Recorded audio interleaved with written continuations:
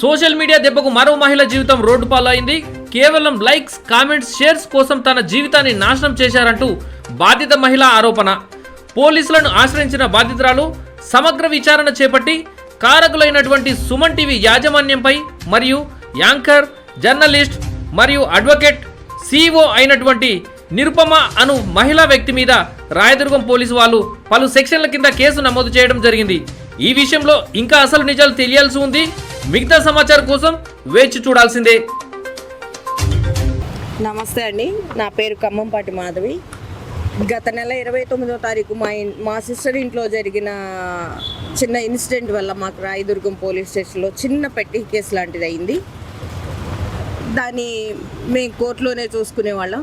కానీ ఈ విషయాన్ని పట్టుకొని సుమన్ టీవీ ఛానల్ వాళ్ళు ఉన్నవి లేనివి, అందులో ఎలాంటి రుజువులు సాక్ష్యాలు లేకుండా మహా అసహ్యంగా దరిద్రంగా నా మీద ట్రోల్ చేయడం జరిగింది. వెళ్ళి బ్రతిమిలాడిన ఒక ఆడపిల్ల ఇక్కడి వరకు వచ్చింది అని మినిమం సెన్స్ కూడా లేకుండా నా మీద చాలా రూడ్గా మాట్లాడటం, బెదిరించడం, నువ్వు ఏం చేసుకుంటారో చేసుకో అని చెప్పడం, అక్కడ సదరు సిఇఓ మేడం గారు చెప్పడం, ఇదంతా జరిగింది. నాకు న్యాయం ఎలా జరుగుతుందో తెలియక నేను మళ్ళీ వచ్చి రాయదుర్గం పోలీస్ స్టేషన్ని ఆశ్రయించాను. నాకు ఇన్ఫర్మేషన్ అంతా స్టేషన్ వాళ్ళే ఇచ్చారు, స్టేషన్లో పోలీసు వాళ్ళే ఇచ్చారు అని ఆవిడ చెప్పడంతో నేను మళ్ళీ ఏడుస్తూ రాయదుర్గం పోలీస్ స్టేషన్ దగ్గరికి వచ్చి అడిగాను. వీళ్ళు అదే కదమ్మా మేము ఇవ్వలేదు అని చెప్పేసి ఈ కేసుని కొంచెం లోతుగా నా దగ్గర ఉన్న వీడియోలు, ఆడియో రికార్డులు, నా దగ్గర పాత ఎఫ్ఐఆర్, వస్తున్న ట్రోల్స్ ఇవన్నీ చూసి ఎంక్వైరీ చేసి సుమన్ టీవీ మీద, సుమన్ యాజమాన్యం మీద సదరు నాతో రూడ్గా మాట్లాడి బెదిరించిన మేడం ఎవరైతే ఉన్నారో ఆవిడ మీద ఎఫ్ఐఆర్ ఫైల్ చేయడం జరిగింది. దీనికోసమే ఇన్ని రోజులు నేను మీ ముందుకు రాలేకపోయాను. వాళ్ళ సాక్ష్యం లేని మాటలు మాట్లాడలేక ఇన్ని రోజులు టైం పట్టింది. ఇన్ని రోజులు టైం పట్టడానికి మధ్యలో ఎలక్షన్ హడావుడి పడటం వల్ల అధికారులందరూ దొరకక ఒక 1 వీక్ లేట్ అయింది. అందుకనే ఈ 20 days టైం పట్టింది. లేకపోతే ఒక వారం రోజులు ముందే వచ్చేదాన్ని. దీన్ని తీసుకొని నేను ఎంత దూరమైనా వెళ్తాను, నాకు న్యాయం జరిగే వరకు పోరాడతాను. ఎందుకంటే ఇందులో ఏ ఒక్కటి నిజం లేదు కాబట్టి ఈ న్యాయం కోసం ఈ పోరాటంలో వాళ్ళు నన్ను ఏం చేసినా, నేనేమైపోయినా నేను పోరాటంలోనే ఉండిపోతానని నేను మీడియా వాళ్ళకి చెప్పుకుంటున్నాను.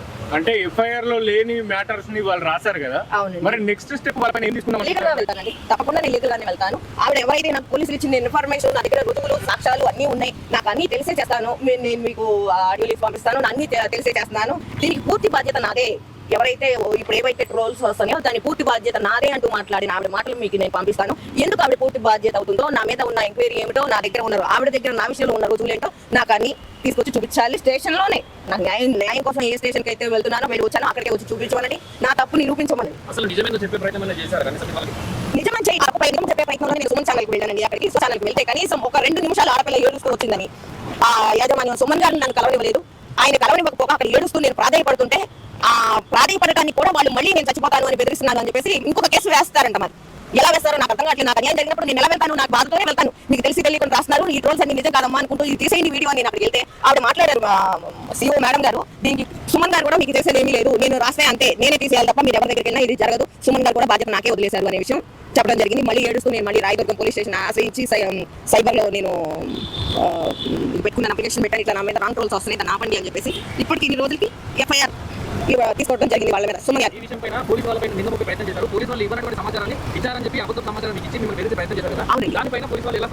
ఎలా స్పందిస్తారు? దానికి వాళ్ళు పూర్తి సపోర్ట్ నాకే ఉన్నారు. అవసరమైతే దాన్ని వాళ్ళు చెప్పడానికి కూడా సిద్ధంగా ఉన్నారు. మీడియా సభ్యులకి తప్పకుండా ఉందండి. న్యాయం నా వైపు లేకపోతే ఎఫ్ఐఆర్ కాపీ ఒక పెద్ద ఛానల్ మీద, అంత పెద్ద యాజమాన్యం మీద నాకు ఊరికి కాగితంలా రాసి ఇచ్చేరు కదా. నా పక్క న్యాయం లేకపోతే ఊరికి నేను పేపర్ కాదు కదా. ఈ పేపర్ కోసమే, ఆ న్యాయం కోసమే 20 రోజులు నేను పోరాటం జరిగింది. ఇప్పుడు నేను అడుగుతున్నది కూడా అదేనండి. అసలు ఆ ఛానల్స్ వాళ్ళకి ఫోటోలు ఎక్కడ వచ్చినాయి? ఈ ఛానల్లోనే కాదు, సుమన్ టీవీ అనే కాదు. సుమన్ టీవీ ఎందుకంత లేనిపోని విషయాన్ని ట్రోల్ చేసింది? ఆడపిల్లల జీవితాలు ఎంతమంది అండి రోజుకి మీడియా వల్లే చచ్చిపోయే వాళ్ళు రోజు ఉన్నారు. మీడియా చేసే ట్రోలింగ్ వల్ల తట్టుకోలేక చచ్చిపోయే వాళ్ళు ప్రతి రోజు చూస్తున్నాం. శవాల మీద తప్పులాగా అక్కడ పొడుచుకుని తింటే ఇంకేం బతుకుతా అండి? చచ్చిపోయిన మీద పీక్ తింటూ బతికున్న వాళ్ళు కూడా పీక్ తింటున్నారు.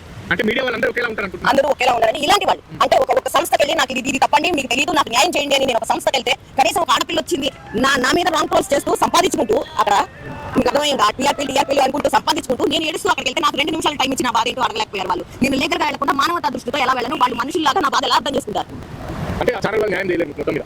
న్యాయం చేయలేదు కదండి, నాకు అన్యాయమే ఆ ఛానల్ చేసింది. నాకు జరిగిన అన్యాయం నా ఫ్యామిలీ లైఫ్ కానీ ఎకనామికల్ గా నేను బయట నేను సఫర్ అయ్యేది కానీ, నా పరువు కానీ అసలు మొత్తం ఏ టు జెడ్ వాళ్ళ వల్ల నేను నా లైఫ్ లాస్ అయిపోయాను. 100% ఉందండి, 100% ఉంది. న్యాయం జరుగుతుందా లేదా అనడానికి సాక్ష్యమే ఎఫ్ఐఆర్. నా పక్క పోలీస్ వ్యవస్థ ఉంది అనడానికి సాక్ష్యం కూడా ఎఫ్ఐఆర్. నా పక్క న్యాయం ఉంది అనడానికి కూడా ఇదే ఎఫ్ఐఆర్. నేను దీన్ని లీగల్ గానే కొట్లాడాలి అని చెప్పేసి నేను గట్టిగా స్ట్రాంగ్ గా డెసిషన్ తీసుకున్నాను. దీన్ని అదే దిశగా మీడియా మీద నేను ఆ సదరు ఏదైతే నా ఛానల్ నన్ను ఇంత రాంగ్ ట్రోల్ చేసి నన్ను ఇంత బాధకు గురి చేసిందో, కనీసం నా బాధ కూడా అర్థం చేసుకోవడానికి లేకుండా మళ్ళీ వెనక్కి తిరిగి నా మీద ఒక కేసు పెడతారంట, చచ్చిపోతానని బెదిరించింది. ఏంటంటే మీడియా మీకు మా ఈగోలు హాట్ చేశారు, మళ్ళీ పైపచ్చి ఏడుస్తూ వచ్చి నా ఛానల్లో ఇంకోటి చాలా మంది కూడా సోషల్ మీడియా దౌర్జన్యానికి పాల్పడి బాధపడుతున్న మహిళలు చాలా మంది ఉన్నారు. అలాంటి వాళ్ళకి మీరు ఏం సజెషన్ చేస్తారు? అడగండి, మీ తప్పు లేనప్పుడు అడగండి. ఎందుకు సోషల్ మీడియా అయితే రెండు కొమ్ములు ఉంటాయి, ఉండవు కదా మనలాగే మనుషులు, కాకపోతే ఒక మైకు ఒక కెమెరా ఉంటుంది, అంత మించి ఉండదు. మన లైఫ్ గురించి ఆడుకోవడానికి వాళ్ళు ఎవరండి? నా లైఫ్ నా ఇష్టం, మీకు సంఘ విద్రోహ శక్తులే కాదు కదా. సొసైటీని పెట్టి మేము మెదలట్లేదు అంటే మీ దగ్గర రుజువులు సాక్ష్యాలు ఉన్నాయా? మీ దగ్గర సాక్ష్యాలు ఉన్నాయా? మర్డర్ చేశారా, స్మగ్లింగ్ చేశారా, లేకపోతే డ్రగ్స్ తీసుకున్నారా? ఏమున్నాయి మీ దగ్గర? సాక్ష్యం ఉంటే తీసుకోండి. నేను ఇప్పుడు ఎలా చూపిస్తున్నానో అలాగే చూపించండి.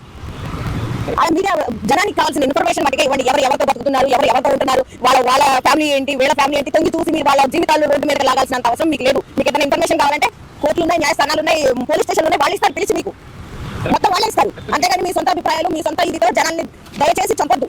నేను ధైర్యంగా ఉన్నాను, రోడ్డు మీదకి వచ్చాను, పోరాడుతున్నాను. మొన్న చూడండి, రోజు ఒకళ్ళ ఇద్దరు మీడియా వల్ల చనిపోయేవాళ్ళు. మీరే కాదు, మీడియా అంటే ఒకదాన్ని చెప్పట్లేదు నేను.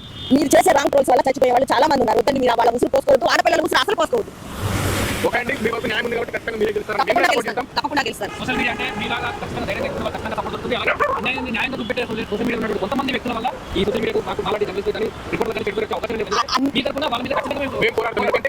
అన్యాయం ఒక సోషల్ మీడియాలో జరిగిన న్యాయం కోసం మళ్ళీ నేను మీ దగ్గరికి వచ్చాను. న్యాయం కోసం మీ దగ్గరికి వచ్చానంటే అన్ని మీడియాలు ఒకలా ఉన్నాయని కాదు, వాళ్ళు ఉన్నారు, వీళ్ళు ఉన్నారు. కానీ నేను అందరికీ చెప్తున్నాను,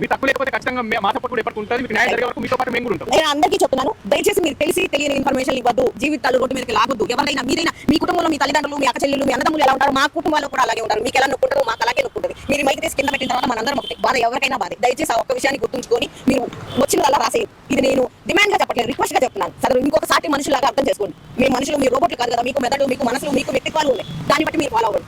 మేము ఇంకా గౌరవిస్తాం మిమ్మల్ని. Okay, thank you.